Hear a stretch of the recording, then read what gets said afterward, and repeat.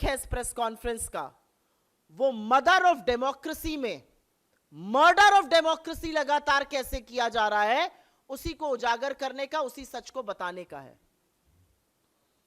सोचिए कि जब 3 काले कृषि कानून आए थे, किसान विरोधी कानून, और उन किसानों का दमन किया जा रहा था, जब 1 साल से ऊपर किसान दिल्ली की सरहद पर जाड़ा, गर्मी, बरसात, ओले झेलते हुए इस सरकार के खिलाफ आंदोलन कर रहे थे, तो बजाय समाधान ढूंढने के उनको मवाली, उनको खालिस्तानी, उनको पाकिस्तानी, उनको आतंकी तो कहा ही जा रहा था, साथ में ट्विटर जैसे प्लेटफॉर्म्स को यह भी बोला जा रहा था कि अगर उनको दिखाया तो आपका भारत में बोरिया बिस्तर हम बंद कर देंगे और आप पर छापे मारे जाएंगे।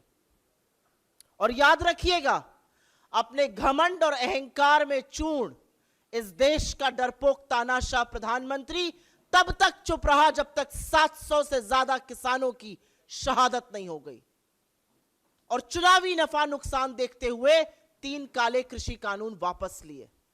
लेकिन यह सच है कि जब इस देश का अन्नदाता अपने हक की लड़ाई लड़ रहा था, तो इस देश के प्रधानमंत्री उनका दमन कर रहे थे, उनकी आवाज को दबाने की कोशिश कर रहे थे।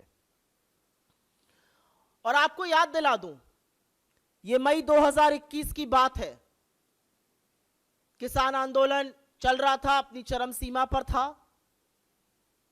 और तब बीजेपी की फेक न्यूज फैक्ट्री, जो कि सही नाम है बीजेपी की आईटी सेल का, उनके कुछ बददिमाग प्रवक्ताओं और सांसदों ने एक मनगढ़ंत फर्जी ट्वीट किया था, कोई तथाकथित टूल किट को लेकर। उनका कहना था कि कांग्रेस इस टूल किट का इस्तेमाल कर रही है, और आपको याद होना चाहिए कि उसको मैनिपुलेटेड मीडिया, मतलब भ्रामक मीडिया कहकर टैग किया गया था। और आज वो असलियत सामने आ रही है कि उसके बाद क्या हुआ था। उसको भ्रामक मीडिया कहकर टैग किया गया था, और 24 मई 2021 को ट्विटर के ऑफिसेस पर छापा पड़ा, ट्विटर के एम्प्लॉइज के घर पर छापा पड़ा, और यह अब समझ में आता है कि किसान आंदोलन को दबाने के लिए किया गया था। मैं आपके साथ एक और डेटा साझा करूंगी, लेकिन उसके पहले एक ही सवाल है कि इस देश का प्रधानमंत्री इतना कायर, इतना डरपोक क्यों है? इस देश की सरकार, 140 करोड़ लोगों के इस देश की सरकार 21 साल की एक क्लाइमेट एक्टिविस्ट से डरती है, पॉप सिंगर रिहाना से डरती है, वो छोटी सी बच्ची ग्रेटा थनबर्ग से डरती है। इस देश की सरकार मीडिया से, खासतौर से उस मीडिया से जो सवाल पूछता है, इतना डरती है कि एक लंबी फहरिस्त है मेरे सामने, जिसमें मैं लगातार बता सकती हूं कि किन किन लोगों पर सीबीआई की, ईडी की, इनकम टैक्स की रेड हुई, क्योंकि वो सच दिखा रहे थे। अब चाहे वो भास्कर हो जो कोरोना काल का सच दिखा रहा था, चाहे वो न्यूज क्लिक हो, चाहे वो न्यूज लॉन्ड्री हो, चाहे वो भारत समाचार हो, चाहे वो वायर हो, चाहे वो क्विंट हो, चाहे वो प्रणॉय रॉय हो, चाहे वो तमाम ऐसे लोग जिन्होंने सच दिखाने की और सवाल पूछने की हिम्मत दिखाई, उनको रेड किया गया और ये चुप कराने की साजिशें रची गई। लेकिन क्योंकि हम ट्विटर की बात कर रहे हैं, आपके सामने एक आंकड़ा है और इसको भी मैं साझा कर दूंगी आपके साथ। आपको याद होगा, अगस्त 2021 राहुल गांधी जी का अकाउंट ट्विटर ने ब्लॉक किया था। उनका कहना था उनकी किसी गाइडलाइन का उल्लंघन हुआ है, जबकि चेहरा विक्टिम का नहीं, विक्टिम की फैमिली का था। लेकिन बहरहाल अगस्त 2021 में राहुल गांधी जी का ट्विटर हैंडल ब्लॉक किया जाता है, और अगले 6 महीने तक उनका ट्विटर ग्रोथ, उनकी सब्सक्राइबर ग्रोथ, उनकी फॉलोवर ग्रोथ बिल्कुल नगण्य हो जाती है। और जब फरवरी 2022 में वॉल स्ट्रीट जर्नल यह खबर चलाने वाली है कि ट्विटर ने राहुल गांधी जी के अकाउंट को ब्लॉक किया है और उनकी सब्सक्राइबर ग्रोथ ब्लॉक हो गई है, और ट्विटर को चिट्ठी लिखी जाती है, तुरंत ये जो शैडो बैन था ये हट जाता है, और लगातार उसके बाद सब्सक्राइबर में ग्रोथ आ जाती है। तो मैं आज ये क्यों ना कहूं कि ट्विटर ने ये ब्लॉकिंग, ट्विटर ने ये शैडो ब्लॉकिंग, सब्सक्राइबर ग्रोथ पर ब्लॉक करना सरकार के कहने पर किया था। और ये जो 6 महीने का बैन था, ये सरकार के दबाव में आकर किया गया था, जिससे विपक्ष की सबसे मजबूत आवाज को भी ट्विटर जैसे प्लेटफॉर्म पर ब्लॉक किया जाए। और ये कहानी सिर्फ ट्विटर तक सीमित नहीं है। हम सबको पता है कौन से पेज डिलीट होते हैं, हम सबको पता है किसके पोस्ट डिलीट कराए जाते हैं, फेसबुक से यूट्यूब पर किसको रिस्ट्रिक्शन करा जाता है, ये सर्वविदित है। लेकिन ट्विटर का एक फाउंडिंग सीईओ, फॉर्मर सीईओ अगर ये कह रहा है कि सरकार ने इस कदर दबाव बनाया था कि अगर किसानों को दिखाया गया तो आपके घरों पर छापे पड़ेंगे, ये असलियत है 56 इंच की छाती की। और 56 इंच की छाती डरती इतना ज्यादा है, कुछ एग्जाम्पल्स तो मैंने आपको दिखा दिए, लेकिन वो डरते इतना ज्यादा है कि कोई सवाल पूछ ले तो नौकरी खाने पर आमादा है।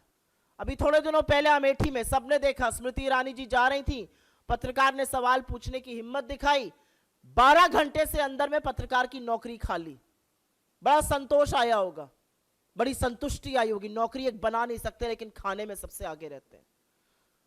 और डरते इस कदर हैं कि विपक्ष की सबसे मजबूत आवाज जो 4000 किलोमीटर पैदल चलकर इनकी कलई खोलने लगती है, संसद में इनका पर्दाफाश करती है, उसको षड्यंत्र रच के संसद से निकालने का काम किया जाता है। और हां, मैं राहुल गांधी की बात कर रही हूं। लेकिन ये जो तथ्य सामने आ रहे हैं, ये वाकई में भयावह हैं, ये डरावने हैं, और ये दिखाते हैं कि किस तरह से लोकतंत्र में हर उस आवाज का दमन किया जाएगा जो थोड़ी सी, जरा सी भी हिम्मत दिखाएगा। और क्यों डरते हैं मोदी जी? क्यों डरता है इस देश का प्रधानमंत्री? इस देश का प्रधानमंत्री इसलिए डरता है क्योंकि करोड़ों रुपए खर्चा कर कर एक रंगी पुती छवि बनाई गई है, और जब ऐसे सच सामने आते हैं तो वो छवि ध्वस्त हो जाती है और बेनकाब हो जाता है कायर तानाशाह।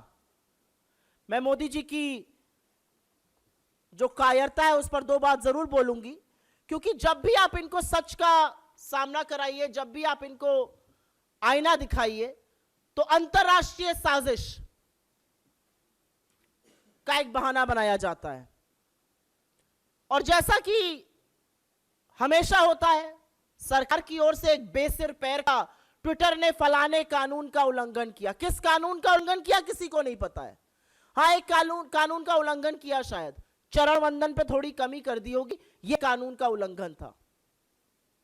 सरकार की ओर से और खासतौर से भाजपा के प्रवक्ताओं की ओर से, भाजपा के सांसदों और मंत्री की ओर से जबरदस्त ट्वीट्स आने शुरू हो गए। पर मुझे लगता है कि यह स्क्रिप्ट भी जो है वो उबाऊ हो चुकी है और तानाशाह का असली चेहरा सामने आ गया। तानाशाह का असली चेहरा सामने आ गया है। तानाशाह का मुझे लगता है अगर आप गूगल में डालिए तो शायद ये चेहरा सामने आता है। अब इनको पीछे करते हुए ये चेहरा सामने आने लगा है। लेकिन ये तानाशाह डरपोक है। ये तानाशाह इसलिए डरपोक है क्योंकि ये किसानों के खिलाफ अपनी निरंकुश पुलिस, ये किसानों के खिलाफ एनआईए, ये किसानों पर लाठियां बरसाने का काम करते हैं और सच को छुपाने का काम करते हैं। और वो सच बार बार उजागर होता है और आज सरकार को यह बताना है। और ये जो बेकार के तथ्य कहे जा रहे हैं कि वो झूठ बोल रहे हैं, आज जैक डॉर्सी को झूठ बोलने की क्या जरूरत है? उनको झूठ बोलने से क्या मिलेगा? क्या वो ट्विटर के सीईओ हैं? क्या वो ट्विटर के बोर्ड पर हैं? 2021 में वो सीईओ बनना बंद हो गए थे, 2022 मई से अगर मैं गलत नहीं हूं या मार्च से वो बोर्ड पर नहीं है। उनको क्या मिल रहा है ये सच उजागर कर कर? मुझे लगता है इस देश के लोकतंत्र को जो कमजोर करने की बात राहुल गांधी कहते हैं, इससे बड़ा प्रमाण दूसरा कोई नहीं है कि चुन चुन कर प्लेटफॉर्म्स को यह कहा जा रहा है कि असलियत मत दिखाइए, असलियत को छुपाओ, नहीं तो हम तुम्हारे ऊपर छापे मारेंगे, तुम्हारे दफ्तरों को बंद कर देंगे। यह असलियत है सरकार की। एक और असलियत है और उस पर संक्षिप्त में बात करके आपके सवालों का जवाब देंगे हम, और यह असलियत है डेटा ब्रीच की। कल एक बड़ी खबर आई कि कोविन का जो डेटा था, आप सबको याद होगा कोविड काल के दौरान अगर वैक्सीन चाहिए थी तो एक ही तरीका था, कोविन पर जाइए, अपना फोन नंबर, अपना आधार या पासपोर्ट या सेंसिटिव डेटा भरिए, उसके बाद आपको अपॉइंटमेंट मिलता था, आपको जाकर कोविड की वैक्सीन लग रही थी। और एक बात यह भी सच है कि एक ही फोन पर हो सकता है अपने घर वालों को, अपने मित्रों को, संबंधियों का भी रजिस्ट्रेशन किया गया था। पता चलता है कि यह डेटा सरेआम लीक हो रहा है। टेलीग्राम का एक बॉट लगातार यह डेटा लीक कर रहा है, और डेटा लीक बड़े बड़े नेताओं का हुआ, भाजपा के भी नेताओं का हुआ, श्री चिदंबरम का हुआ, विपक्ष के और लोगों का हुआ, डीएमके के नेताओं का हुआ। लगातार पता चल रहा है कि यह डेटा कैसा लीक हो रहा था। सारा डेटा अवेलेबल है, क्या डेट ऑफ बर्थ है, क्या पासपोर्ट नंबर है, क्या आधार आईडी है, सारा डेटा लीक हो रहा है। और सरकार का डिफेंस आप सुन लीजिए क्या है।